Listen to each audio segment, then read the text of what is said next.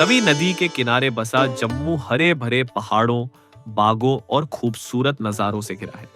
जम्मू को मंदिरों का शहर कहा जाता है क्योंकि यहाँ पर सैकड़ों प्राचीन और ऐतिहासिक मंदिर मौजूद हैं, जिनमें से कई का धार्मिक और सांस्कृतिक महत्व सदियों पुराना है। यहाँ अलग अलग देवी देवताओं के मंदिर हैं जो इसे अद्वितीय बनाता है।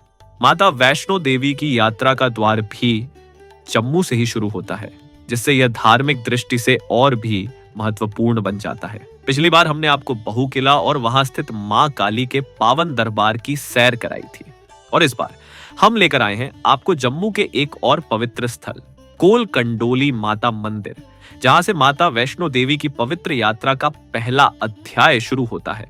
तो आज हम करेंगे कोल कंडोली माता मंदिर के पावन दर्शन और जानेंगे इस मंदिर की पवित्रता और इतिहास से जुड़ी वो बातें जो इसे जम्मू के सबसे खास धार्मिक स्थलों में शामिल करती है।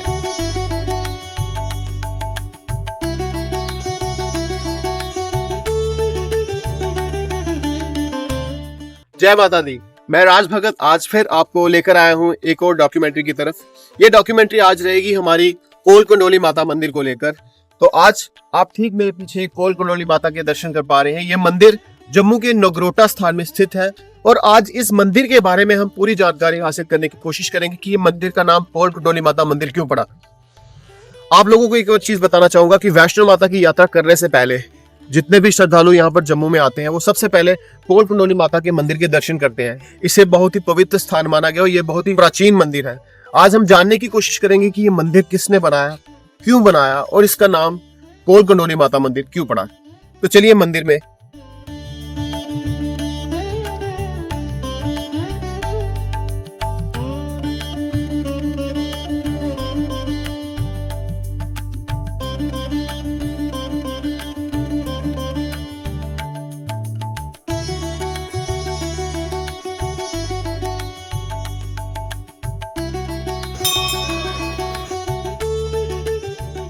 यह मंदिर जम्मू शहर से लगभग 14 किलोमीटर दूर नगरोटा गांव में स्थित है।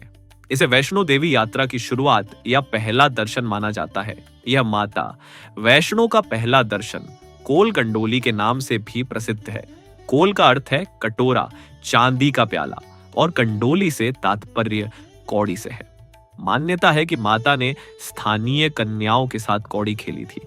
एक कथा अनुसार जब माता ने चांदी का कटोरा हिलाया तो भूमिगत जल फूट पड़ा, जिससे पवित्र कुआं बना, जिसे आज भी माता का कुएं कहा जाता है।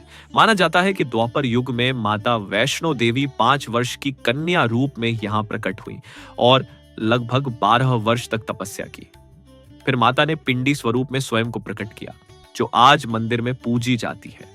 इसी स्थान पर तपस्या के दौरान उन्होंने विश्व शांति हेतु हवन, यज्ञ और भंडारे भी किए थे तथा चांदी के कटोरे से 36 प्रकार का भोजन देवताओं को प्रदान किया था। मान्यता है कि पांडवों ने एक ही रात्रि में करीब 6 माह की मेहनत से इस मंदिर का निर्माण किया था।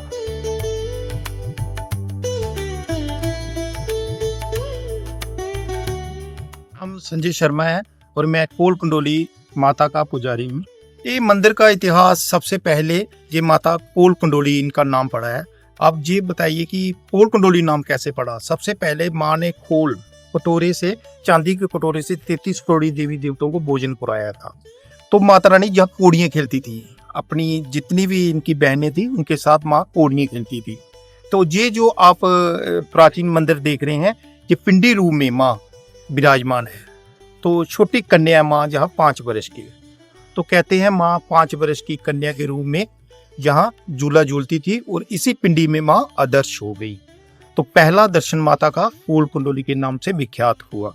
तो कहते हैं कि पांडव जब भ्रमण करते जहाँ इस स्थान पर पहुंचे तो ये जो मंदिर है ये कहते हैं 1 रात का मंदिर बना हुआ है।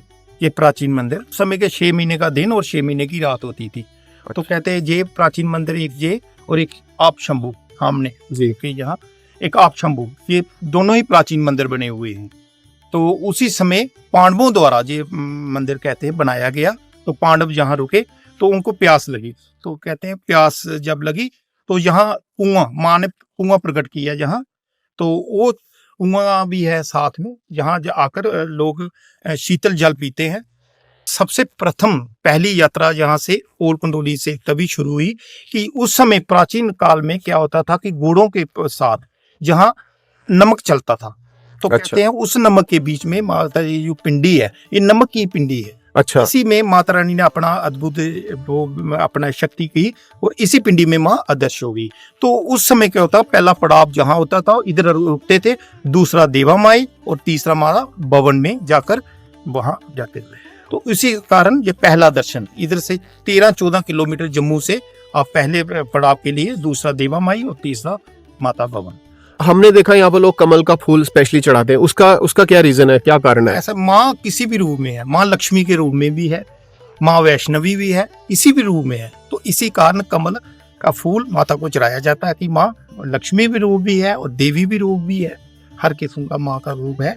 इसी कारण जहाँ से आते हैं भक्तजन और माता को कमल का फूल खिलाया जाते हैं। तो आपको यहाँ पर जो सेवा करते कितनी देर हो गई और आपसे पहले यहाँ पर कौन करते थे? हमें तो बचपन में ही हमारी तो पीढ़ियाँ 12-13 पीढ़ियाँ हो गई हैं। जैसे हमारे दादा परदादा जितने भी थे वही सेवा करते थे। आते आते हमारी जो आगे जनरेशन है वो इस जैसे पौधी जी हमारी कुल देवी भी है। हम यहीं की सेवादार हैं और यही हमारी एक ही कास्ट के यहाँ बैठते हैं पुजारी जो कि सेवा करते हैं माता की। ये कुल देवी हमारा ओल कंडोली गाँव है। यहाँ पर कोई ऐसा खास दिन है जब कोई मेला लगता है या संगत ज्यादा आती हो? हाँ, वो खास दिन यही होता है कि मंगलवार और एतवार, ये दो ही ऐसे दिन होते हैं जिससे लोकल यात्रा भी आती है। हाँ, मैं प्रशासन से एक अपील करना चाहता हूँ सबसे पहले कि जहाँ एक ऐसा साइन बोर्ड लगाया जाए जहाँ से फ्लाईओवर से ऊपर जाती है गाड़ी, इधर से पहला पड़ाव जो है जी अनिवार्य किया जाए और दूसरा देवा माई, तीसरा भवन में। क्योंकि आजकल क्या हो गया, डाइवर्ट हो गया रास्ता सारा, बाहर से सारी गाड़ी चली जाती हैं और हमें यहाँ के देखिए आप इसमें बिल्कुल रश नहीं है। तो हम चलते हैं कि पहला यहाँ आए, रश हो, सब लोगों को पता लगे। ये बहुत ही प्राचीन प्रसिद्ध मंदिर है, इसके बारे में लोगों को जानकारी मिले और लोग ज्यादा से ज्यादा यहाँ आकर माता से आशीर्वाद लें।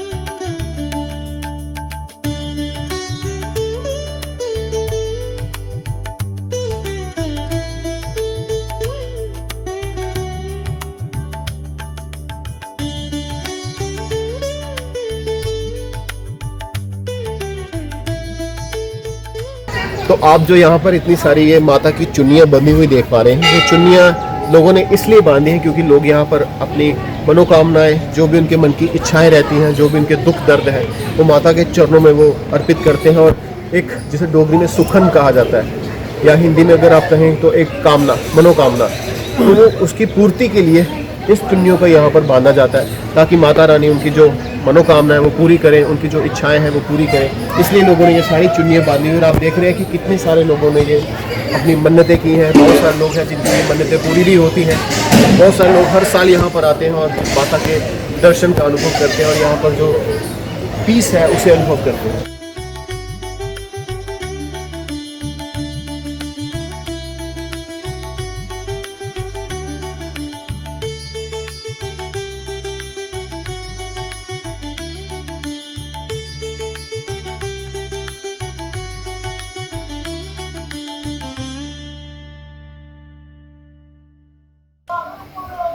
तो आप मेरे पीछे ये जो ओल कंडोली माता का मंदिर देख पा रहे हैं, जो भी हमें पंडित जी ने पूरी जानकारी दी इस मंदिर के बारे में, आप देख सकते हैं कितना खूबसूरत ये मंदिर है, कितना प्यारा ये भव्य मंदिर है, जिसे पांडवों द्वारा बनाया गया था। और तब कहते हैं कि 6 महीने का दिन और 6 महीने की रात हुआ करती थी, तो इसे पांडवों द्वारा बनाया गया। और ये मंदिर आज भी वैसा का वैसा ही है जैसा आज से इतने हजारों साल पहले बनाया गया था। इसकी खूबसूरती देखते ही बनती है। आप देख सकते हैं कि कितना खूबसूरत ये मंदिर है। इस मंदिर में सच कहूँ तो इतना शांति का एहसास हो रहा है मुझे, जो मन में इतने सारे ख्याल और इतनी सारी चीज़ें घूमती हैं, यहाँ आकर सब शांत हो चुका है और मन में एक अलग सी शांति का एहसास हो रहा है। तो मैं लोगों से ज़रूर दरख्वास्त करूँगा कि वो इस मंदिर में आए, माता के दर्शन करें, यहाँ पर वो जो शांति है उसको अनुभव ज़रूर करें। एक बार माँ कंडोली माता के मंदिर में ज़रूर दर्शन करें।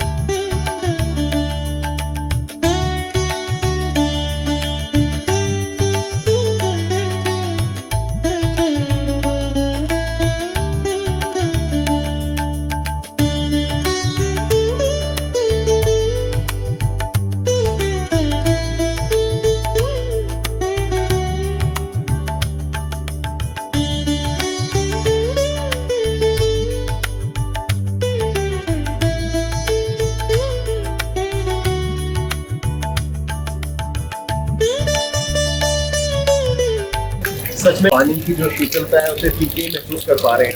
ये पानी इतना जल स्वच्छ है और इतना शीतल है कि इसे पीते ही जो प्यास है वो सच में मिट गई है। तो यूं ही नहीं इसे कोल कंडोली माता मंदिर कहा जाता है।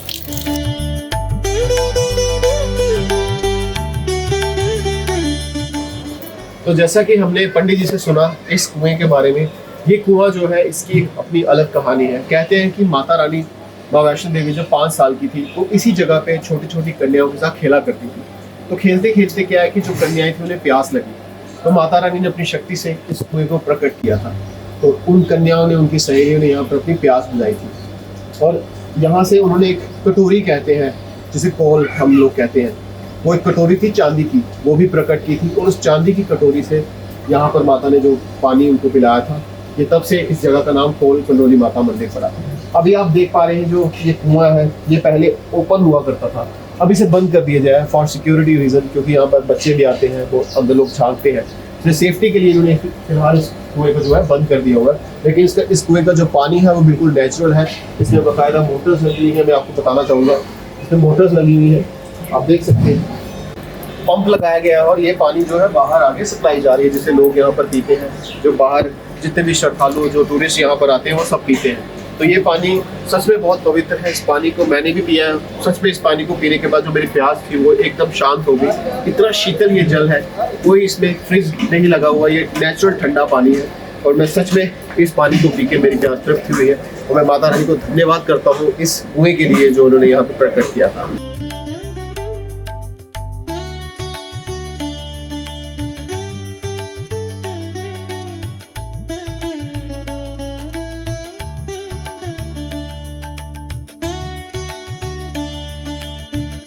आपका नाम क्या है सर? मेरा नाम मुकेश। आप कब से सर यहाँ पर ये सेवा कर रहे हैं लंगर की? हमें कम से कम कोई 20-25 साल हो गए। 20-25 साल? हाँ जी। ओके।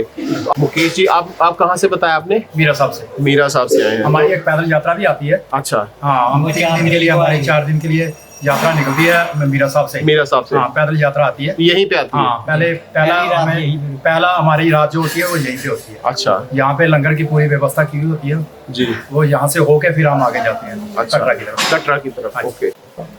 ये सिस्टम हमारी। अच्छा। हाँ जी, ये भी लगातार आते हैं यहाँ पे। अच्छा अच्छा अच्छा, हाँ। ओके। तो आप देख पा रहे हैं कि यहाँ पर देखिए ये लंगर की व्यवस्था की गई है और इन स्थानीय लोगों का कहना है कि ये मीरा साहब से आते हैं और हर साल यहाँ पर लंगर की व्यवस्था करते हैं। सच में माँ के दरबार में यहाँ खाने पीने की कोई कमी नहीं है, लंगर यहाँ चलते रहते हैं। जो श्रद्धालु जो भक्त हैं यहाँ पर आकर माता के चरणों में अपनी सेवा अर्पित करते हैं और अच्छा भी लगता है इस तरह से सेवा करना। और इनका कहना है कि हर साल ये यहाँ पर आते हैं और लंगर की व्यवस्था करते हैं। धन्यवाद, आपसे बात करके बहुत अच्छा लगा। धन्यवाद।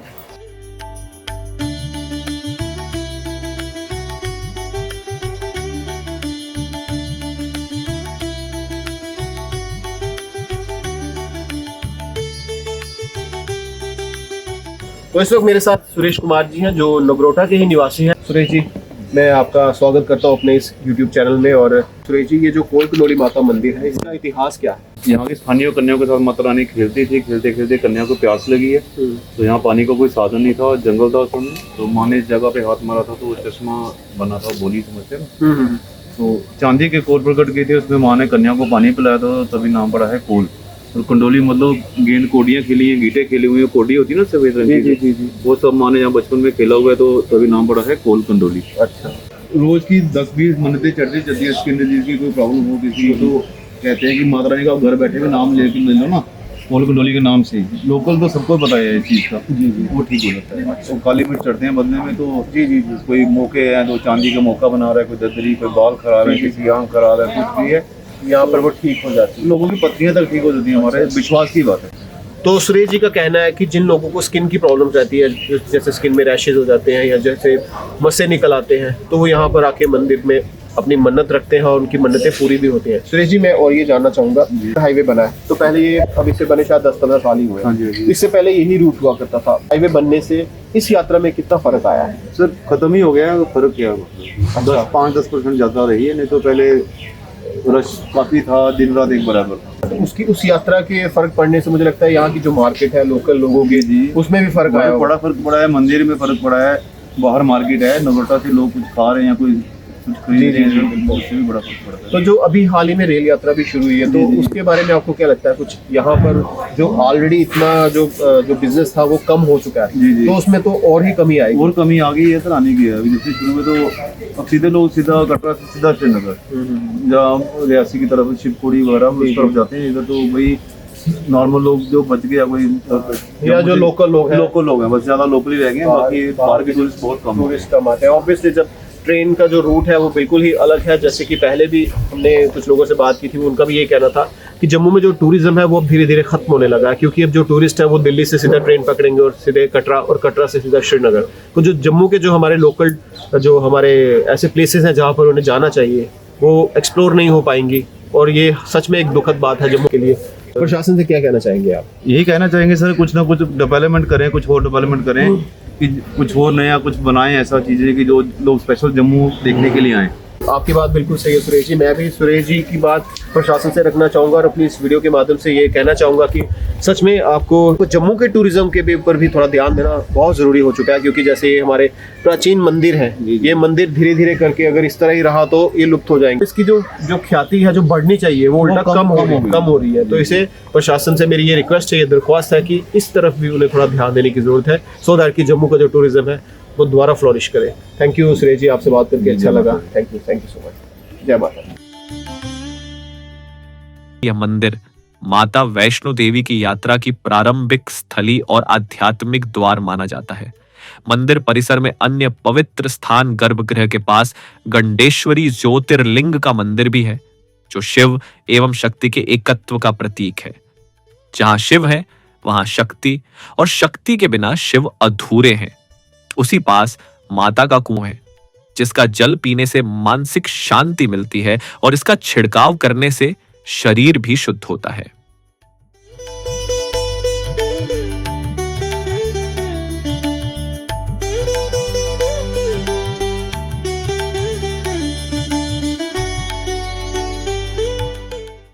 कई स्थानों का जिक्र प्राचीन ग्रंथों और लोक मान्यताओं में मिलता है, जिससे इन्हें आध्यात्मिक महत्व प्राप्त हुआ। कोलकंडोली मंदिर न केवल धार्मिक दृष्टि से महत्वपूर्ण है, बल्कि स्थानीय संस्कृति और आस्था का भी प्रतीक है। यहाँ प्रतिदिन बड़ी संख्या में श्रद्धालु आते हैं, लेकिन पर्यटन सुविधाओं की कमी के कारण यह स्थान अपनी पूरी क्षमता से पर्यटकों को आकर्षित नहीं कर पा रहा।